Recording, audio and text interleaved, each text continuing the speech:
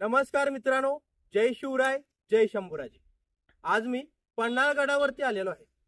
पन्हाळगडाचा एक व्हिडिओ मी बनवलेला आहे आणि त्या व्हिडिओमध्ये पन्हाळगडावरती असलेला प्राचीन वास्तू मी तुम्हाला दाखवलेले आहेत। मी आज दुसऱ्यांदा पन्हाळगडावरती आलेलो आहे।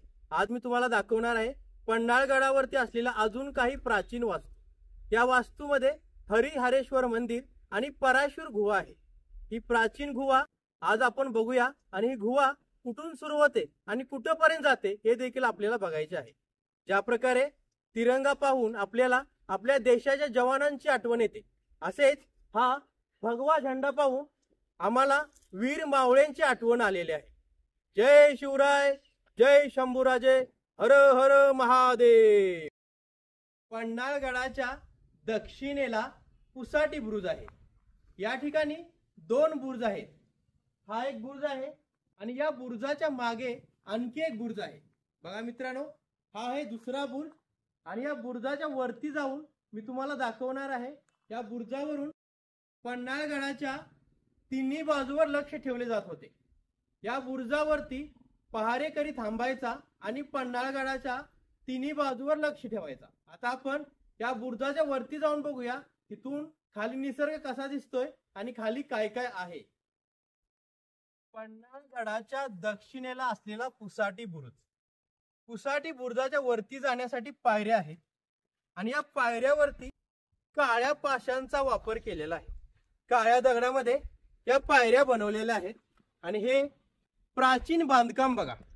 हे खूप मोठमोठे दगड एकत्रित जोडण्यासाठी चुन्याचा वापर केलेला आहे। पूर्वी दोन्ही दगड एकत्रित जोडण्यासाठी चुन्याचा वापर केला जात होता। चुना दोन्ही दगडांना पकडून ठेवत होता। मित्रांनो, या पुसाटी बुरुजावरती दोन पहारेकरी राहत होते। बघा, या ठिकाणी पहारेकरीला बसण्यासाठी खुर्ची सारखी बनवलेली आहे। या ठिकाणी पहारेकरी बसून पहारा देत होते। एक पहारेकरी या ठिकाणी बसायचा आणि दुसरा पहारेकरी दुसऱ्या सिंहासनावरती बसायचा। तर मित्रांनो, या पुसाटी बुरुजावरून सर्व निसर्ग दिसतो आणि खाली खोल दरी आहे। बघा मित्रांनो, इथून एक पहारेकरी पन्हाळगडाच्या त्या कोण्यापासून ते इथेपर्यंत लक्ष ठेवायचा आणि समोर पण लक्ष ठेवायचा आणि दुसरा पहारेकरी या ठिकाणी बसायचा आणि इथून पन्हाळगडाच्या त्या टोक्यापासून ते इथेपर्यंत लक्ष ठेवायचं। म्हणजे हा पुसाटी बुरुज खूप महत्वाचा बुरुज आहे। या बुरुजावरून पन्हाळगडाच्या तिन्ही बाजू कव्हर होत होत्या। पन्हाळगडाच्या तिन्ही बाजूवर या पुसाटी बुरुजावरून लक्ष ठेवता येत होते। पूर्वी दुश्मन वरती येण्याचा प्रयत्न जरी करत असेल तर पहारेकरी त्यांच्या प्रयत्नाला यश येऊन देत नव्हते। हा महत्वाचा बुरुज पन्हाळगडावरचा आहे आणि या बुरुजावरती तुम्ही बघू शकता खूप मोठमोठे दगड लावलेले आहेत। असे वाटत आहे हे काळ्या परशा आहेत, पण ह्या परशा नसून हे काळे दगड आहेत। बघा मित्रांनो, हा खूप मोठा बुरुज आहे आणि या ठिकाणी दोन बुरुज आहेत। हा एक बुरुज आहे आणि ह्याच्या मागे आणखी एक दुसरा बुरुज आहे। पन्हाळगडावरती दुर्गम पावनगड आहे आणि या गडावरती महादेवाचे मंदिर आहे आणि मंदिराचे प्रवेशद्वार हे आहे। आता आपण या प्रवेशद्वारमधून आतमध्ये जाऊया आणि महादेवाचे दर्शन घेऊया। बघा मित्रांनो, काळ्या पाषाणामध्ये प्रवेशद्वार बनवलेले आहे। आता मी प्रवेशद्वारमध्ये प्रवेश केलेला आहे। हर हर महादेव। आता आम्ही मंदिराच्या परिसरामध्ये आलेलो आहे। मंदिर परिसरामध्ये या ठिकाणी नंदीसाठी छोटीशी कमानी बनवलेली आहे आणि या कमानीमध्ये महादेवाचा नंदी आहे। बघा मित्रांनो, हे काळ्या दगडामध्ये बांधकाम केलेले आहे आणि हे बांधकाम खूप प्राचीन आहे आणि नंदीच्या समोर महादेवाचे मंदिर आहे आणि मंदिरामध्ये भोले बाबाची पिंड आहे। पन्हाळगडावरती असलेला दुर्गम पावनगड आम्ही बघितला आणि या पावनगडावरती ही तुपाची विहीर आहे। ही विहीर छत्रपती शिवाजी महाराजांच्या काळामध्ये बनवलेली आहे। छत्रपती शिवाजी महाराजांच्या काळामध्ये लढाई व्हायच्या आणि लढाईमध्ये मावळ्यांना खूप मोठमोठ्या जखम व्हायच्या। या जखम ठीक करण्यासाठी छत्रपती शिवाजी महाराज आपल्या मावळ्यांना या तुपाच्या विहिरीमध्ये स्नान करण्यासाठी सांगायचे। या तुपाच्या विहिरीमध्ये तूप आणि अनेक प्रकारच्या वनस्पती ठेवल्या जायच्या आणि मावळ्यांना जेव्हा जखम व्हायची तेव्हा मावळे त्या तुपाच्या विहिरीमध्ये स्नान करायचे आणि स्नान केल्यामुळे त्यांच्या जखमा लवकर भरून यायच्या. हा आहे तो मार्कंडेय जलाशय. आता आपण खाली जाऊन बघूया हा जलाशय कसा आहे. मित्रांनो, खाली उतरण्यासाठी पायऱ्या आहेत. आता मी पायऱ्या खाली उतरत निघालेलो आहे आणि हा जलाशय खूप खोल आहे, बघू शकता तुम्ही. आणि या जलाशयामध्ये आता जे पाणी आहे त्या पाण्याचा कलर लाल आहे, म्हणजे पाणी थोडे खराब झालेले आहे. तरी पण आपण खाली जाऊन बघूया हे पाणी कसे आहे. बघा मित्रांनो, हा भव्य असा जलाशय खूप मोठा आहे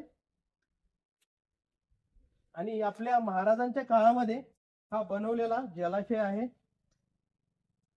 आता आपण या जलाशयाच्या खाली आलेलो आहे आणि या ठिकाणी आल्यानंतर आवाज घुमत आहे, म्हणजे काळ्या दगडामध्ये हा जलाशय बनवलेला आहे. हा जलाशय खूप खोल आहे आणि समोर पण आहे. आता आपण पुढे जाऊ शकत नाही कारण खाली चिखल वगैरे आहे, दलदल आहे, त्यामुळे तुम्हाला इथूनच हा जलाशय मी दाखवत आहे. पन्हाळगडावरती आल्यानंतर डाव्या बाजूला एक रस्ता जातो. त्या रस्त्याने वरती आल्यानंतर इथे शिड्या लागतात. ह्या शिड्या चढून वरती आल्यानंतर हरिहरेश्वरचे मंदिर लागते. आता आम्ही मंदिरामध्ये जाऊन भगवंताचे दर्शन घेणार आहे आणि हा रोड वरती जात आहे.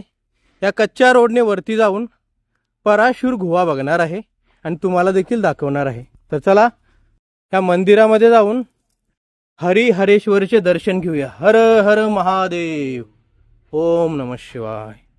बघा मित्रांनो, या मंदिराच्या साईडच्या भिंतीचे बांधकाम सध्या चालू आहे आणि या ठिकाणी खूप प्राचीन उंबराचे झाड आहे आणि पुढे जाऊन आपण दर्शन घेऊया. बघा हे प्राचीन मंदिर आणि मंदिराच्या सुरुवातीला गणपती बाप्पाचे दर्शन घेऊया.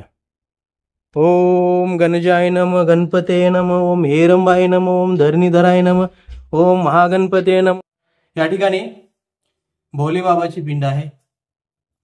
ओम कृष्णाय वासुदेवाय हरे परमात्मने प्रणतः क्लेशनाशाय गोविंदाय नमो नमः.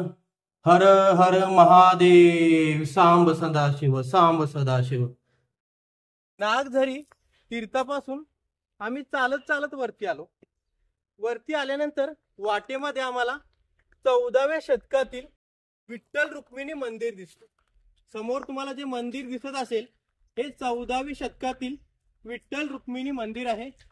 आता आम्ही या प्रवेशद्वारमधून आतमध्ये जाणार आहे आणि तुम्हाला दाखवणार आहे 14व्या शतकामध्ये बनलेले विठ्ठल रुक्मिणी मंदिर. तर मित्रांनो, आता मी या गेटमधून आतमध्ये जात आहे आणि आतमध्ये जाऊन तुम्हाला दाखवणार आहे 14व्या शतकामध्ये बांधलेले विठ्ठल रुक्मिणी मंदिर. बघा मित्रांनो, ह्या मंदिराचे बांधकाम बघा. हे काळ्या पाषाणामध्ये मंदिर बांधलेले आहे आणि वरचे नक्षीकाम बघा. सुंदर असे मंदिर काळ्या पाषाणामध्ये बांधलेले आहे. आता आपण मंदिराच्या आतमध्ये जाऊन बघूया हे मंदिर आतमधून कसे आहे. कारण मंदिराच्या तळाचे बांधकाम आणि साईडचे बांधकाम हे काळ्या पाषाणामध्ये केलेले आहे आणि मंदिराच्या गाभाऱ्यामध्ये ही काळ्या पाषाणामध्ये बांधलेली तुम्हाला डिकमळ दिसत असेल. बघा मित्रांनो, प्राचीन काळामध्ये बांधलेली डिकमळ आणि हे सर्व काळ्या पाषाणामध्ये बांधकाम केलेले आहे. बघा हे जे नक्षीकाम बघा आणि हे जे कोरीव काम बघा. मित्रांनो, ही प्राचीन डिकमळ बघितल्यानंतर या ठिकाणी तुळशीचे वृंदावन आहे आणि हे पण काळ्या पाषाणामध्ये बनवलेले आहे. वरती त्यामध्ये तुळस लावली जाते आणि आतमध्ये महादेवाची पिंड आहे. बघा मित्रांनो, ही सुंदर कला बघा आणि काळ्या पाषाणामध्ये हे कोरीव काम केलेले आहे. मंदिरामध्ये आम्ही प्रवेश करू शकत नाही कारण मंदिराला ताला लावलेला आहे, त्यामुळे बाहेरूनच तुम्हाला हे मंदिर जातो. ओम नमः शिवाय. दरवाजाला कुलूप असल्यामुळे आम्ही आतमध्ये जाऊ शकलो नाही, पण दरवाजाच्या फटीमधून सेल्फी स्टँड आतमध्ये घालून मी तुम्हाला हा व्हिडिओ करून दाखवत आहे. बघा मित्रांनो, हे मंदिराचे प्राचीन खांब बघा, हे काळ्या पाषाणामध्ये बनवलेले आहे. असे 8 खांब आहेत आणि समोर विठ्ठल रुक्मिणीचे मंदिर आहे. आता आपण भगवंताचे दर्शन घेऊया. यासाठी आपल्याला कॅमेरा झूम करावा लागेल. ओम नमः शिवाय. पांडुरंग विठ्ठल, पांडुरंग विठ्ठल. बघा मित्रांनो, या ठिकाणी विठ्ठल रुक्मिणीचे मंदिर आहे आणि आता तुम्ही दर्शन घ्या. आम्ही दर्शन घेतलेले आहे. विठ्ठल रुक्मिणीच्या मंदिरापासून पुढे आल्यानंतर आम्हाला या ठिकाणी एक प्राचीन विहीर दिसली. या विहिरीचे बांधकाम खूप प्राचीन आहे. आता तुम्हाला मी दाखवतो ही प्राचीन विहीर. आता मी या विहिरीजवळ आलेलो आहे आणि मित्रांनो, तुम्ही बघू शकता ही विहीर खूप खोल आहे. विहिरीमध्ये उतरू शकत नाही आम्ही, कारण उतरण्यासाठी जागा नाही. आणि प्राचीन विहीर विटांनी बांधलेले आहे आणि वरचे बांधकाम काळ्या पाषाणामध्ये केलेले आहे. बघा मित्रांनो, हे वरचे बांधकाम गोलाकार आहे आणि काळ्या पाषाणामध्ये केलेले आहे आणि आतले बांधकाम विटांनी केलेले आहे. त्या रुक्मिणीच्या मंदिरापासून आम्ही चालत चालत वरती आलो आणि काही अंतर चालल्यानंतर या ठिकाणी आम्हाला पराशर गुहा लागली. आता आम्ही या गुहेजवळ आलेलो आहे आणि गुहेमध्ये जाऊन तुम्हाला दाखवणार आहे ही गुहा आतमधून कशी आहे आणि या गुहेमध्ये काय काय आहे. तर मित्रांनो, आता मी या गुहेमध्ये प्रवेश केलेला आहे. मित्रांनो, आम्ही आता पराशर गुहेमध्ये प्रवेश केलेला आहे. अगस्त्य मुनीच्या आज्ञेनुसार पराशर मुनी पन्हाळगडावर आले आणि विष्णू प्राप्तीसाठी तपश्चर्या करण्यासाठी त्यांनी या ठिकाणी गुहा बनवली आणि या गुहेमध्ये येऊन पराशर मुनी तपश्चर्या केली. त्यांची तपश्चर्या पूर्ण झाल्यानंतर आई लक्ष्मी देवीने विष्णू रूपात पराशर मुनींना दर्शन दिले. तर मित्रांनो, आता या गुहेमध्ये जाऊन बघूया आतमध्ये ही गुहा कशी आहे. गुहेमध्ये जाण्या अगोदर ही चौकट आणि दरवाजा तुम्हाला दिसत असेल, हे नंतर बनवलेले आहे. आता आतमध्ये जाऊन बघूया ही गुहा आतमधून कशी आहे. गुहेमध्ये जाण्यासाठी या ठिकाणी आणखी एक चौकटी सारखी बनवली आहे. इथून पुढे गेल्यानंतर पुढे अंधार आहे, त्यामुळे मी बॅटरीचा उपयोग करणार आहे. मोबाईलच्या बॅटरीच्या साहाय्याने आम्ही पुढे जाणार आहे. मित्रांनो, आणखी पुढे आल्यानंतर या ठिकाणी 2 खुर्ची सारखे काहीतरी बनवलेले आहे. इथे पण बसण्यासाठी जागा आहे आणि या ठिकाणी पण बसण्यासाठी जागा आहे. आता पुढे जाण्यासाठी आणखी छोटी वाट आहे. या वाटेने आम्ही आतमध्ये आलेलो आहे. बघा मित्रांनो, या ठिकाणी पराशर स्वामींची मूर्ती आहे.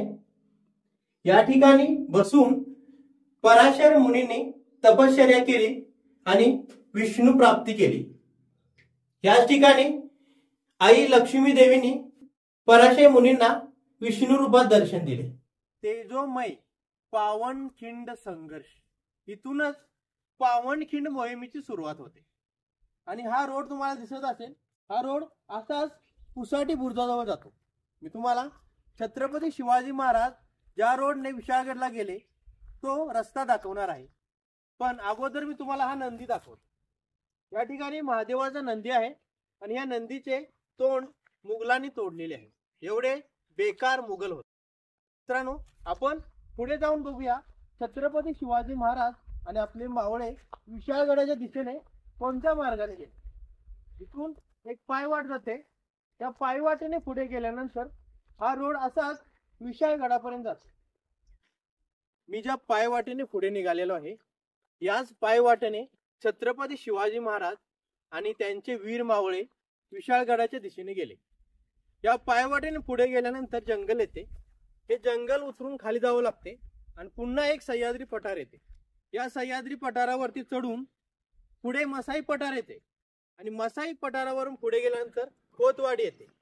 कोतवाडीतून पुढे गेल्यानंतर मलकापूर येते. मलकापूर नंतर पांढरे पाणी आणि पांढरे पाणी नंतर पावनखिंड येते आणि पावनखिंड मधून पुढे गेल्यानंतर विशाळगड येतो. मित्रांनो, याच त्या पावन वाटेने छत्रपती शिवाजी महाराज आणि आपले वीर मावळे विशाळगडाच्या दिशेने गेले होते. आता आपण आणखी पुढे जाऊया आणि बघूया ही वाट कशी आहे. बघू शकता या वाटेमध्ये घनदाट जंगल आहे आणि खालचा रस्ता काळ्या दगडाने बनलेला आहे. बघा मित्रांनो, पुढे घनदाट जंगल आहे. मित्रांनो, आज मी पन्हाळगडावर आलो आणि पन्हाळगडावर येऊन तुम्हाला मी पुसाटी बुरुज दाखवला, पन्हाळगडावरती असलेला दुर्गम पावनगड दाखवला आणि पावनगडावर असलेली तुपाची विहीर आणि महादेवाचे मंदिर दाखवले आणि पराशूर गुहा दाखवली. तर मित्रांनो, हे सर्व तुम्हाला कसे वाटले तुम्ही मला कमेंट करून सांगा. असेच नवनवीन मराठी व्हिडिओ पाहण्यासाठी चॅनलला सबस्क्राईब करा, शेअर करा, लाईक करा आणि बेल आयकॉन दाबून नोटिफिकेशन ऑन करा. पुन्हा भेटूया अशाच नवीन मराठी व्हिडिओ सोबत. धन्यवाद. जय शिवराय, जय शंभूराजे, हर हर महादेव.